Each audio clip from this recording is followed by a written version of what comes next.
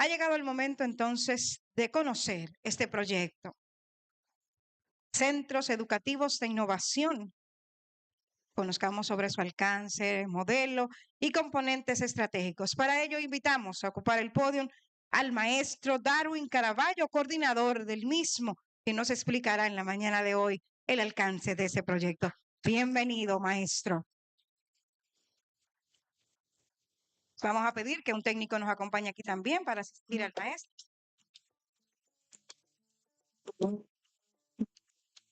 Esperen un poquito con esa música que le tenemos preparada para ustedes en esta mañana. Aguanten esa música unos segundos, porque evidentemente antes de pasar a una actividad más de movimiento que tenemos preparado para ustedes, es importante sí sumarnos a los saludos y a la gratitud que creo que debemos combinar después de haber escuchado las palabras de las 3 universidades que acogen este proyecto y de la señora viceministro de Asuntos Pedagógicos del Ministerio de Educación.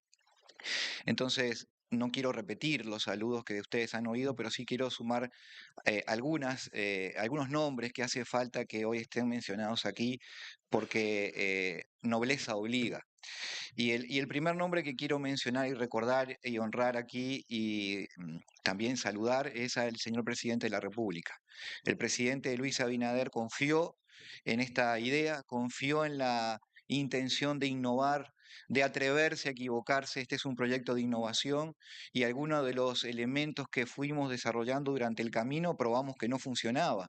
Y cuando le decíamos al presidente hay que ejecutar esta línea de acción, sin demasiados niveles de planificación estructurada, porque los funcionarios públicos están muy acostumbrados a encontrar cada actividad predefinida con muchísima anticipación y cualquier aparto o aparte de esa planificación había que corregirla. Hay problemas. Y en cambio el presidente decía, no, no, yo confío en que ustedes saben el destino a donde quieren ir. Y lo importante es no perder de vista el horizonte. El camino hay que encontrarlo. Y ese proyecto fue así, buscando aquello que funcionaba, aquello que no, descartando lo que no funcionaba, potenciando lo que sí. Y no es común ni es habitual que una autoridad que tiene siempre mucho que perder y poco para ganar en un proyecto de educación le dé el nivel de compromiso y libertad de acción a quienes hemos estado a cargo de las experiencias piloto. Así que creo que este aplauso que le vamos a dar ahora desde aquí, seguro lo escuchará el presidente de la República en su momento.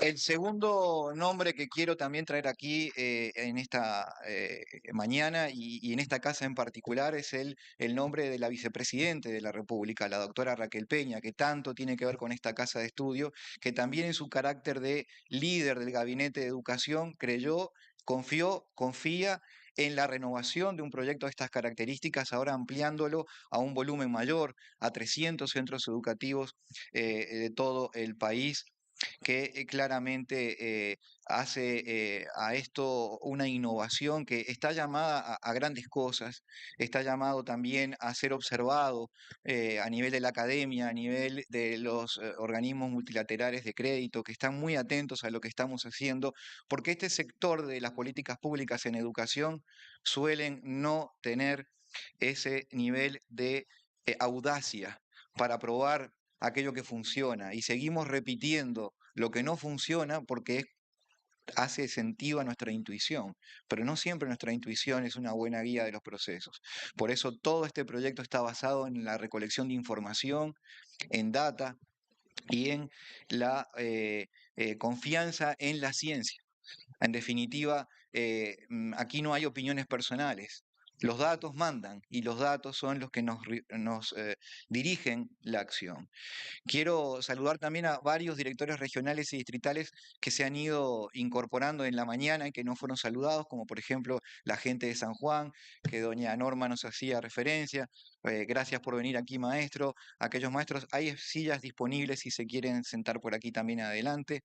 Y quiero, ya que el canciller de la Unicaribe me quitó la sorpresa, entonces sí saludar a la señora Jacqueline Horford, porque es muy importante y le pediría a ambos que por favor se pongan de pie, porque ellos son íconos del talento dominicano exitoso.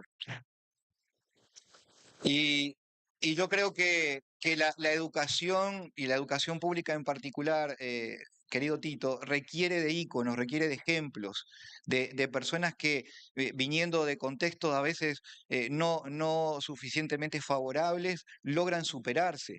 Y la educación seguro que para usted fue un factor determinante a la hora de tener un éxito en una liga tan exigente como nada más ni nada menos que la NBA.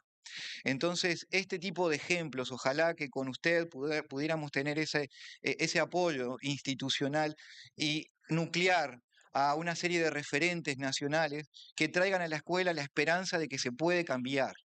Nosotros queremos llevarle eso a cada uno de los niños, niñas que forman parte de este proyecto. En esta experiencia que hoy estamos inaugurando con ustedes, vamos a alcanzar a 100.000 niños. 100.000 niños que van a estar involucrados de alguna forma u otra en esta iniciativa que los va a llevar a que logren al final del calendario escolar aprender a leer mejor, a comprender lo que leen y a utilizar mejor las herramientas matemáticas. Entonces yo quiero recordar algunas cuestiones muy breves sobre el reto presidencial que se nos puso sobre la mesa. Ustedes también ya seguramente han revisado una presentación que hace poquitos días tuve la oportunidad de hacer en el tercer Congreso de Educación Inclusiva en la Universidad del Caribe. Para ganar tiempo he quitado mucho de ese relato y también un documento que hemos compartido.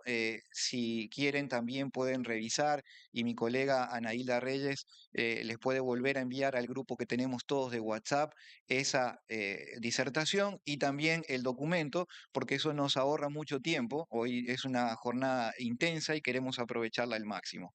Pero quiero sí mencionar algunos elementos. Duplicar el nivel de logro. Esta era, nos parecía una hazaña, porque el presidente nos decía, saliendo de la pandemia, no es posible, como lo decía Ansel ahora, que los estudiantes dominicanos, con todo el talento que sabemos que tienen, estén aprendiendo lo que están aprendiendo. ¿Qué es lo que está pasando ahí? Los niños tienen el talento y tienen las capacidades para aprender a leer con fluidez y comprender lo que lee.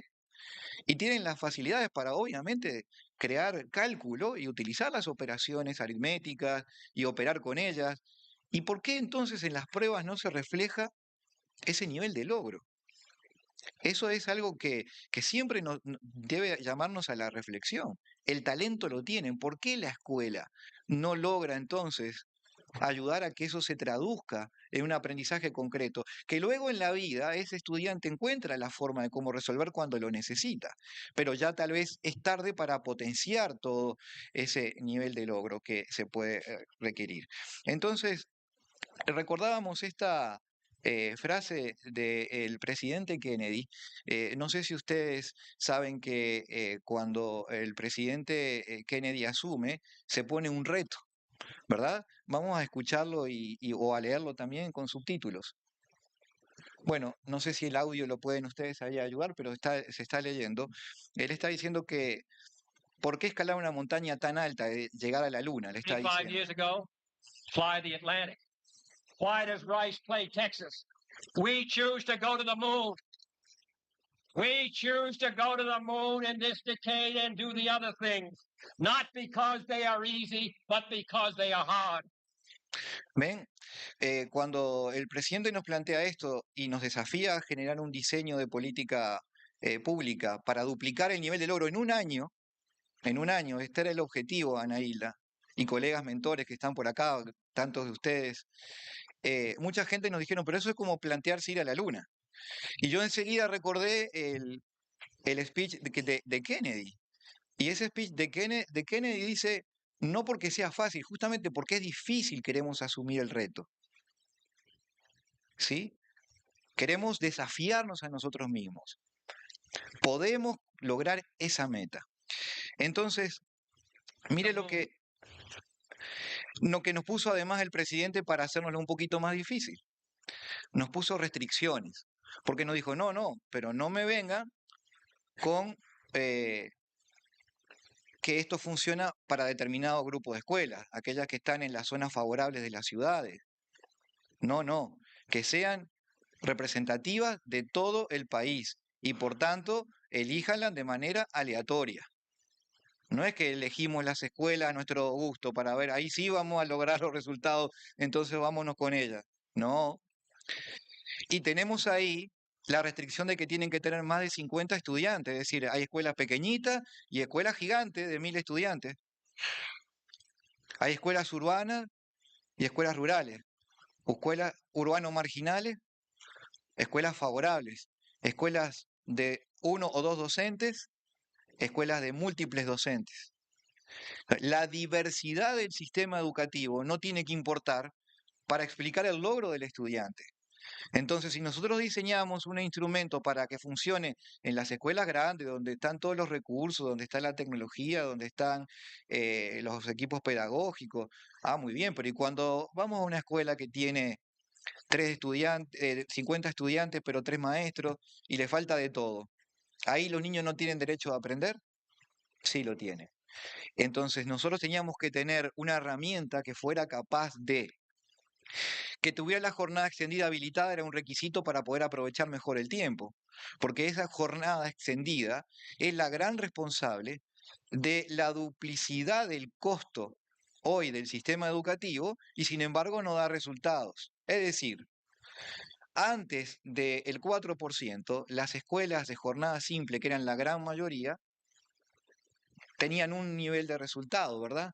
Luego del 4% y con jornada extendida es el mismo nivel de resultado. Entonces se ha convertido la jornada extendida en una jornada cara, porque se logra lo mismo con el doble de recursos. O lo que también se conoce en la jerga académica, un brasileño lo definió así, como escuela lenta. Los niños van el doble de tiempo para aprender lo mismo. Solo el nivel primario, bueno, que tuviera al menos una sección por grado, y además de que hubiese otros actores que se involucraran de la sociedad civil, el octavo punto era el que nos hizo más difícil la tarea, porque era con los mismos recursos humanos, financieros, tecnológicos, con la infraestructura. Porque claro, si nosotros diseñamos la escuela ideal y montamos una escuela modelo en el centro de la ciudad, con los mejores maestros, con la mejor tecnología, con todos los poderes, como se dice aquí, esa escuela puede funcionar, pero ¿cómo llevamos eso a todo el país? Imposible desde el punto de vista financiero. Entonces, esas eran las restricciones que nos ponían. Fíjense, además, quiero recordar que cuando hablamos de estas dificultades de nivel de aprendizaje de los estudiantes, también están expresadas en la diversidad social o estratificación social de la sociedad dominicana. Fíjense, el Q1 significa el 20% más pobre de los estudiantes, aquellos que vienen del 20% de los hogares más pobres. El Q5, el del 20% de los hogares más ricos. A todos les va mal, porque que en tercero solo 1 de cada 5, menos de 1 de cada 4 logre un nivel satisfactorio, no es una buena noticia, ¿verdad? Así que ahí hay un problema estructural. Pero miren lo que pasa con el 20% más pobre. Solo el 7% a nivel público y privado promedio logra un nivel mínimo satisfactorio en comprender lo que se lee. Entonces, claramente le limita el desarrollo, porque si uno no sabe dominar su lengua, no la comprende y no lee con fluidez, ya no puede aprender ninguna otra de las materias, no puede aprender biología, ciencias sociales, no puede aprender más nada. Por eso siempre decimos que la lengua, la lectura, es la madre de todas las competencias. Y miren en matemática, ¿verdad? A todos le va mal, otra vez, pero los que tienen más recursos, menos del 10% del 20% más rico de la población logra un nivel mínimo satisfactorio en matemática. Y esto quiere decir que ese niño, o sea, 9 de cada 100 logran manejar las operaciones de la aritmética sencillas, básicas. Suma, resta, multiplicación, división. Que reconocen las figuras geométricas elementales, triángulo, cuadrado, rectángulo, rombos, trapecios, y que sabe calcularle el perímetro y el área, ¿verdad, doña Norma? Y adicionalmente que el grado mayor de complejidad es que puede calcular una regla de 3 simple.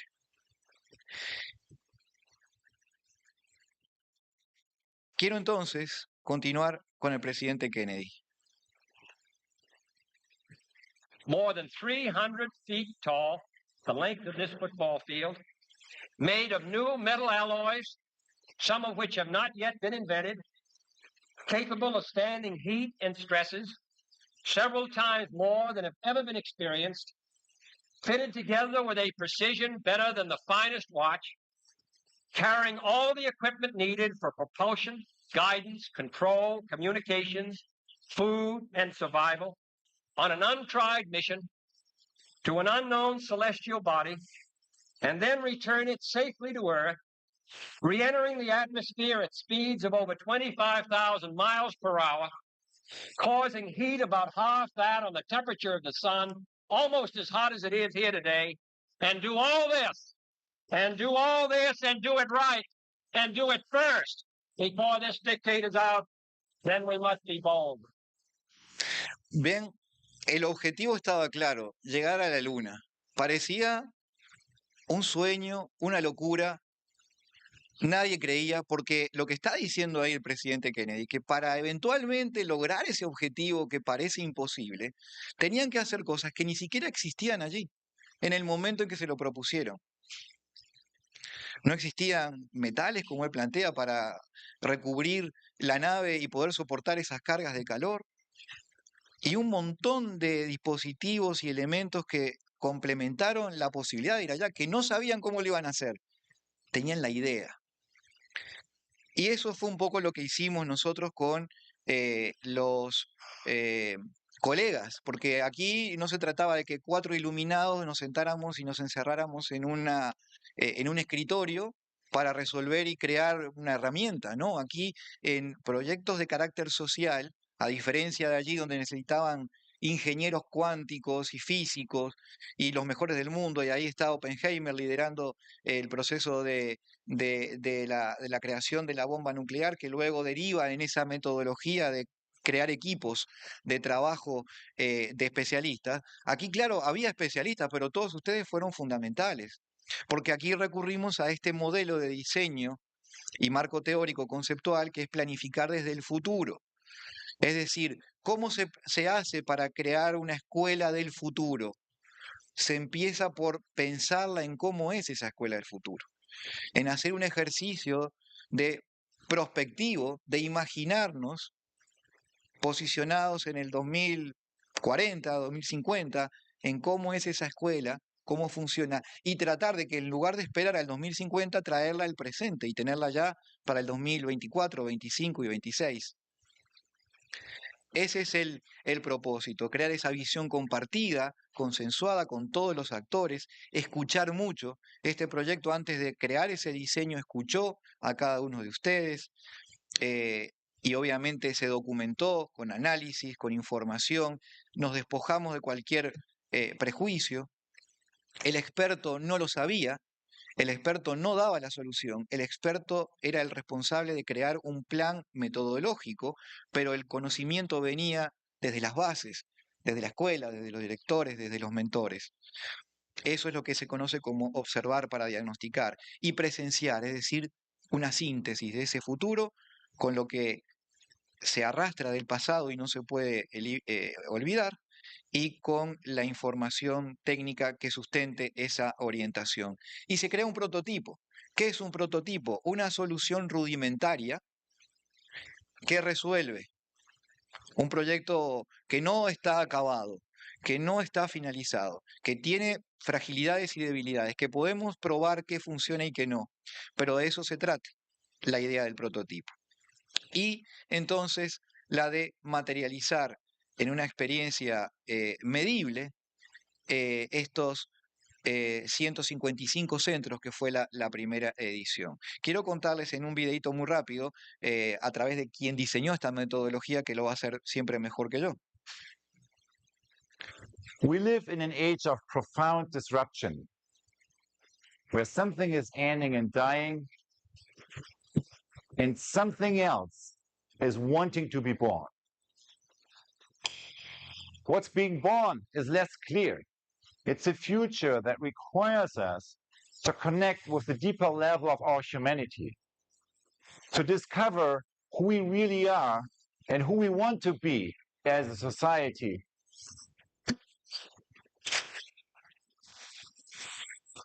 I'm Otto Scharmer, Senior Lecturer at MIT, and I will be facilitating your journey through ULab, transforming business, society, and self. Guiding our approach will be a method that is based on sensing, connecting to our deeper sources of knowing, and action learning.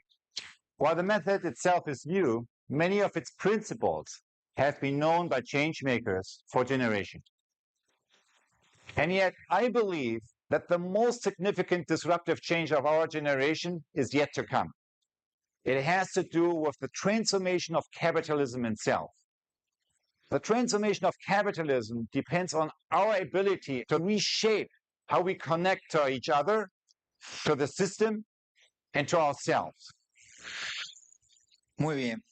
Ahí estamos viendo entonces algunos elementos de lo que se viene en el futuro, ¿verdad? Y un futuro tan impredecible que nos toca vivir, una sociedad tan difícil de prever.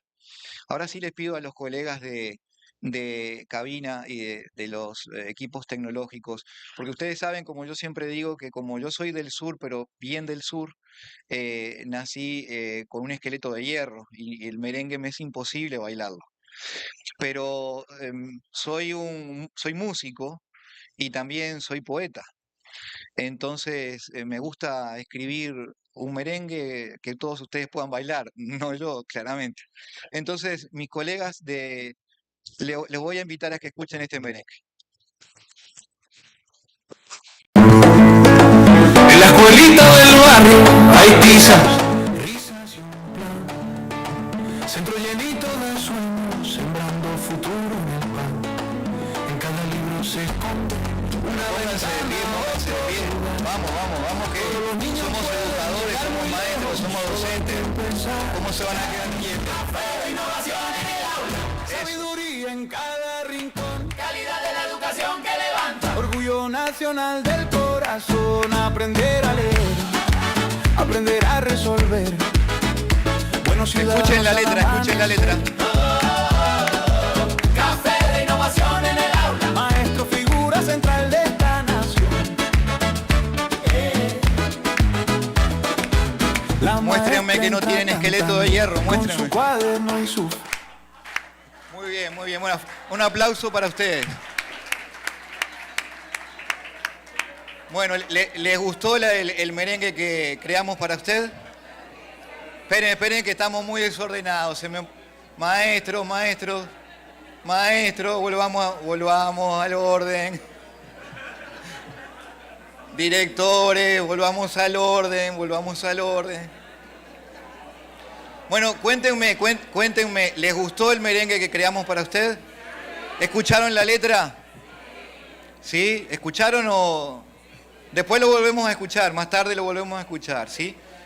Bueno, en realidad déjenme contarles la verdad. Yo no soy músico, o sea, lo fui hace muchos años, pero ya hace mucho que no practico los teclados. Y la verdad que de poeta tengo poco.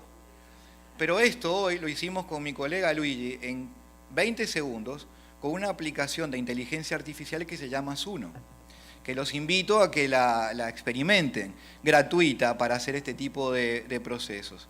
Entonces, nada impide que hoy me pueda sentir músico y poeta, porque con la inteligencia artificial, ustedes vieron, los puse a bailar a todos.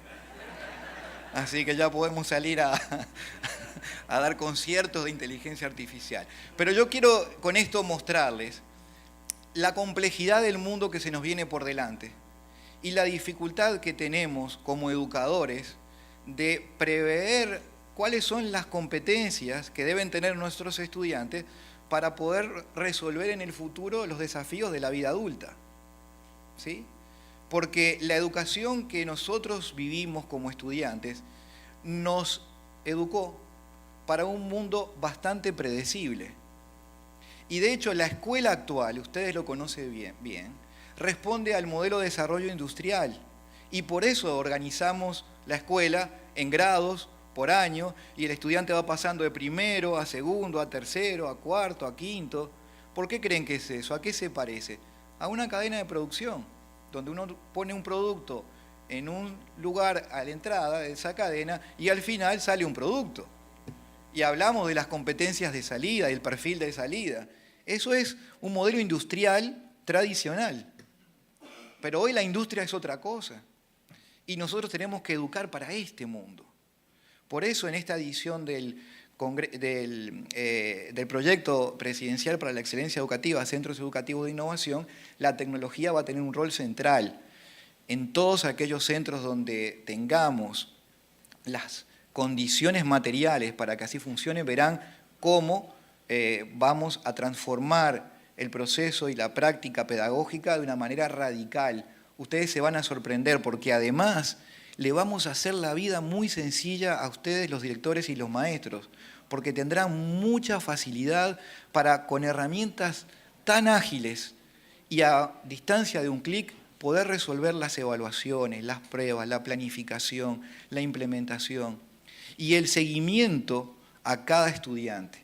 Porque el rol del maestro, más que el de transponer conocimientos, como era el tradicional, hoy es más el de acompañar y el de detectar con un ojo clínico cuáles son las habilidades futuras que tiene ese niño o esa niña para desarrollarse en el futuro. Estoy seguro que algún maestro o maestra de Don Tito, cuando lo vio y crecía y no paraba de crecer, dijo, pues este niño es para el baloncesto. Y seguro le botaron una pelota de baloncesto en algún momento en su educación. Y eso le descubrió en él un talento que lo llevó a ser uno de los mejores de todos los tiempos. Sin duda para la República Dominicana que lo es. Eso es lo que tienen que hacer ustedes como maestros. Detectar el talento de los estudiantes y promoverlo a que ese talento se desarrolle. Muchas veces dicen, bueno, cuando un niño es bueno en lengua, pero no es bueno en matemática, ¿qué hay que hacer? ¿Ponerlo a matemática? No, póngalo a lengua, porque ese ahí hay un futuro escritor, poeta, novelista. Y a la inversa, cuando el niño es bueno en matemática y malo en lectura, deje que avance a su ritmo en lectura, dele más matemática, porque el talento de ese niño está en esa área. Y no todos tenemos que ser lo mismo.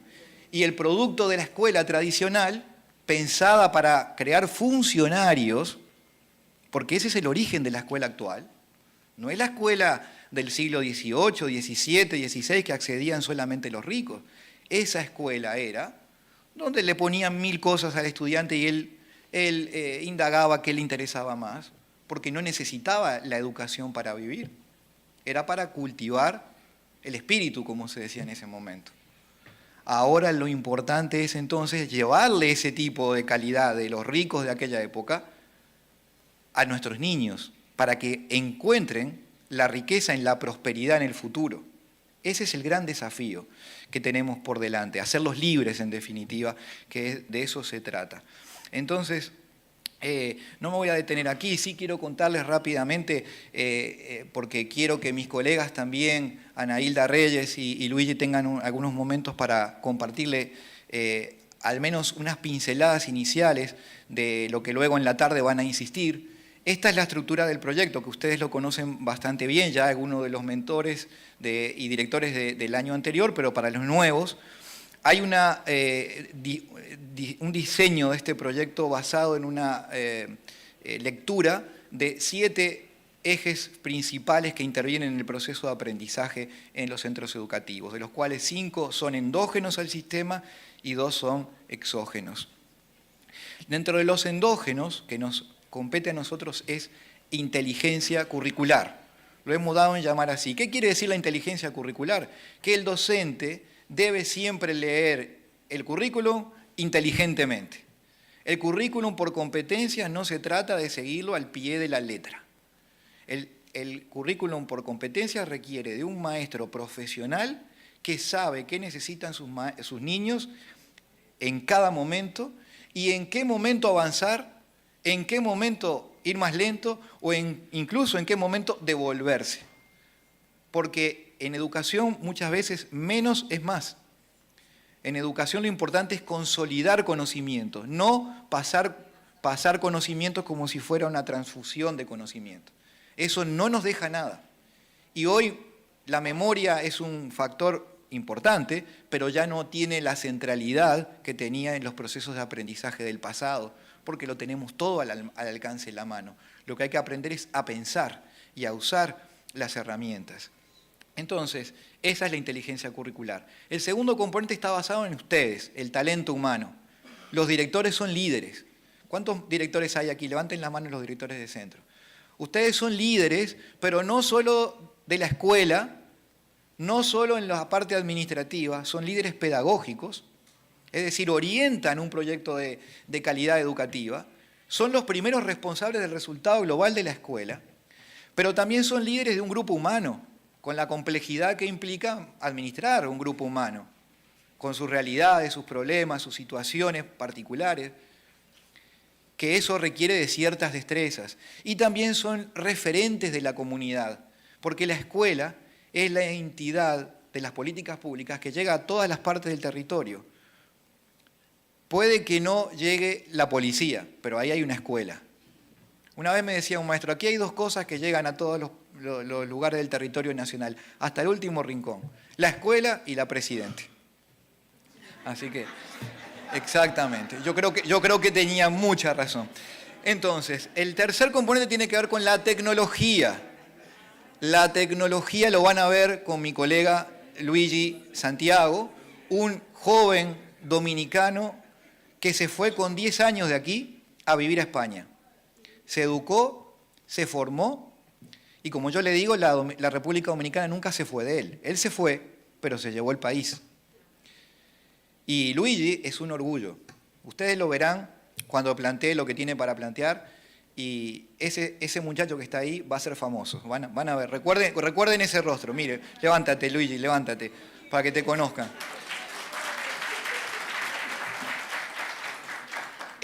La gestión institucional es un componente clave y ahí entra la figura de los mentores. También Ana Hilda va a insistir en eso, por lo tanto no quiero expandirme ahí. Y el componente adicional es el de la data, porque la toma de decisiones desde el nivel, desde la oficina de ANSEL, pasando por la dirección de primaria, por el extraordinario trabajo de alguien que tampoco se nombró tal vez directamente, que es Viani, aunque creo que la maestra de ceremonia sí te mencionó, pero Viani, por favor, démosle un aplauso a Viani, que sin ella sería imposible.